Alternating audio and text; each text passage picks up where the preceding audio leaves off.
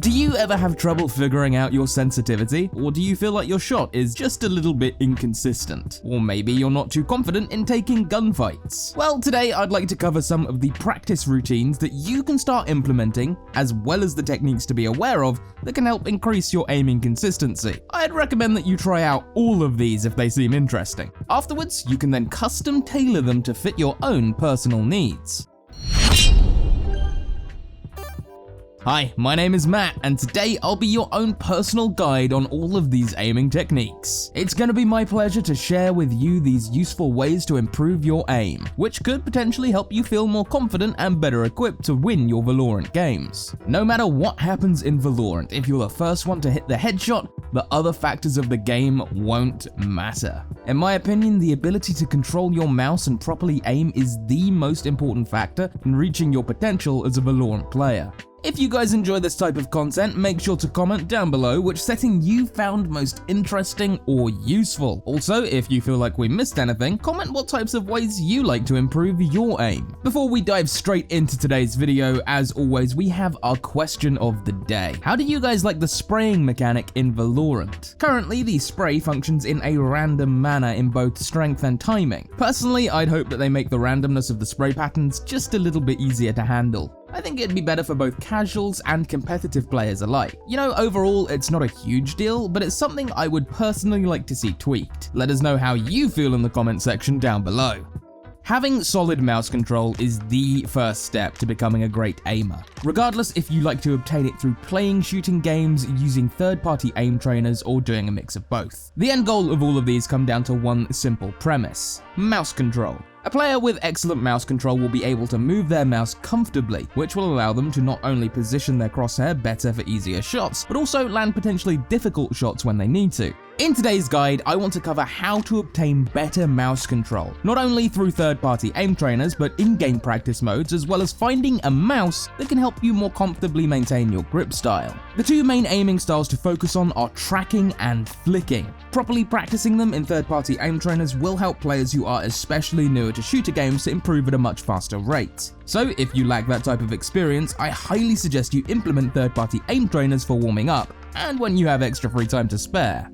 I do want to keep this brief, but having a mouse you're comfortable with will help you reach your peak potential when it comes to your overall mouse control and aim. The very best way to find out what works for you is to try mice out in person if possible. For example, ordering a few mice off Amazon and returning the ones you won't be using, or going to a store in person to try the ones that they offer can often be much better than just blind buying whatever mouse your favorite pro player or streamer uses. With that in mind, some general things to pay attention to is your grip style and hand size. Typically speaking, if you use your palm in some way, it's important to stay away from mice that have a lower hump. A rule of thumb I usually recommend is to stick to ambidextrous mice if you're not entirely sure of what mice you like, as they don't force your hand to meld to it in a specific way. Ergonomic mice, on the other hand, can be great for some, especially if you like the right side of your mouse to be flared out. Another thing to pay attention to are the size and weight. If you're not sure of what you like, I'd recommend that you go smaller and lighter. If you do end up with a mouse that's bigger or heavier, you can run into some wrist or forearm pain.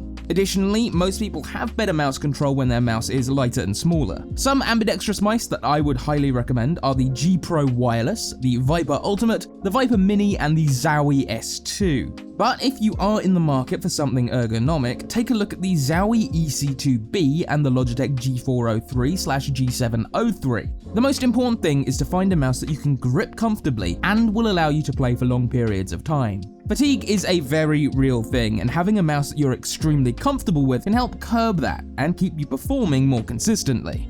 Kovacs is the big boy of all the aim trainers that I've used. I've spent a lot of time using this one, and it's helped in all of the shooters that I play, whether that be Fortnite, Call of Duty, Apex Legends, or of course Valorant. It is extremely extensive and has scenarios that can fit any player, regardless if you are a new or an experienced aimer. Not only that, it's more customizable and can really help out players who are serious about improving their mouse control. Kovacs also has the feature to use and create aiming routines, which can help you keep consistently practicing scenarios that you feel can help. Make sure you use the same sensitivity and FOV in both Kovacs and Valorant. That way it will transition better when you're actually playing Valorant. Some of the best scenarios that have personally helped me progress as a player are Bounce 180, One Wall 6 Targets Small, Close Fast Strafes, Invincible, and Bounce 180 Tracking. With the newer updates, Kovacs even has general recommended routines that are fairly good. If you don't know where to start, begin at the beginning routines and simply work your way up. There are a plethora of modes that are available, so don't be afraid to try different ones out and figure out which ones you like. Keep in mind that you should be incorporating both tracking and flicking modes to better round your aim out. Both are important skills to have and will help you tremendously in Valorant. AimLab is the friendlier, less complex version of Kovacs. It's got a simpler design and a more appealing aesthetic, which makes it much more beginner friendly. AimLab is a great way to start and hone your aim, but if you're looking to become more experienced, Kovacs is definitely the better option. Some scenarios that I like to play are grid shot, motion shot, switch track, and circle shot. I would recommend that you focus on your accuracy first and work your speed up as you become more comfortable. A lot of people get frustrated with their initial scores or progress and then give up on themselves. But if you're able to slow your pace down, take each day one by one, you will see progression both in the aim trainer and in Valorant. Similarly to Kovacs, you're going to want to figure out scenarios that incorporate both tracking and flicking aspects to get the most out of it. If you take aim training as seriously as a workout regimen, then I'd guarantee that you would see improvements in your aim with time. The ability to control your mouse will only come with time, but by utilizing extra resources such as AimLab and Kovacs, you can expedite the process. Okay, let me be honest, Osu isn't an aim trainer by any means, but it is a ton of fun and can help you develop that all-important mouse control. If you're new to the game, try and download a song pack as well as a skin which can help reduce the visual clutter on the screen. For me, I started with 2 to 3 star songs and slowly worked my way up to 6+ star songs. Again, this won't directly help your aim, but it's a great way to have some fun, enjoy music, and work on your general mouse control. Personally, the ideal routine for me would consist of Osu first, Kovacs second, and then finishing off with Deathmatch before I finally start my first ranked game. This way I can start with something a little bit more fun and ease my way into playing with full confidence. Again, what works for you will vary greatly. However, I would suggest that you take a look at these 3 types of third-party aim trainers and see if any of them fancy your style.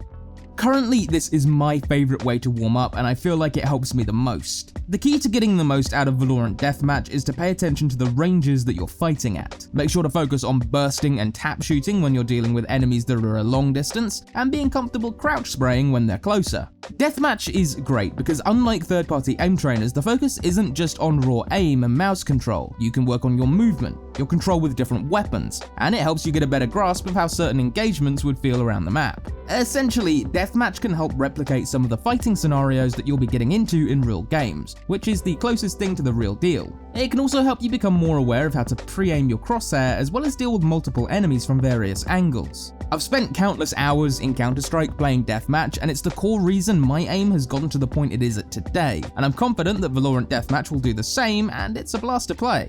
Overall, Deathmatch is something I highly recommend, and when coupled with a third-party aim trainer, it can help out quite a bit. The in-game practice range used to be my go-to way of warming up. It has many cool scenarios and is a great way to slowly ease your way into feeling comfortable for your next match. Although I rarely use it anymore ever since Deathmatch was released, I do still believe it has some merit. For instance, you can use it without having to leave the lobby while you're waiting for your friends to join up or a tournament match to start. Additionally, it's especially convenient if you're not too fond of using third-party aim trainers. If you feel like third-party aim trainers aren't your style, I'd suggest to continue using the practice range. Make sure you're focusing on your flicking and tracking as well as the different ranges that you're shooting the bots. Finally, look to use the Spike Diffusal and Arm game modes, as they're my old personal favourites that I like to end my warm-up with. At the end of the day, nothing prepares you quite like playing an actual game of Valorant. Although I believe training before your games and outside of your games will help you progress at a much faster rate, if you aren't putting in enough real Valorant games, it won't matter in the grand scheme of it all. It's more important that you play Valorant and improve your aim in-game than to spend too much time focusing on the extra resources that are available. Funnily enough, you're going to have to keep in mind that nothing translates exactly in Valorant except Valorant, and these third-party aim trainers can only help on the side. If you're able to warm up properly, train your aim consistently, and play Valorant a lot, then you're gonna naturally find your aim becoming insanely strong. The last thing I want to leave you on is to make sure you're paying attention to the types of shots that you tend to miss. Is it close range that you're struggling with? Long range? Spray control, burst control, flicking or tracking? Once you identify the areas that you are weaker in, by consciously working on them both in Valorant and with third-party aim trainers, you're going to find yourself improving faster than all of your friends.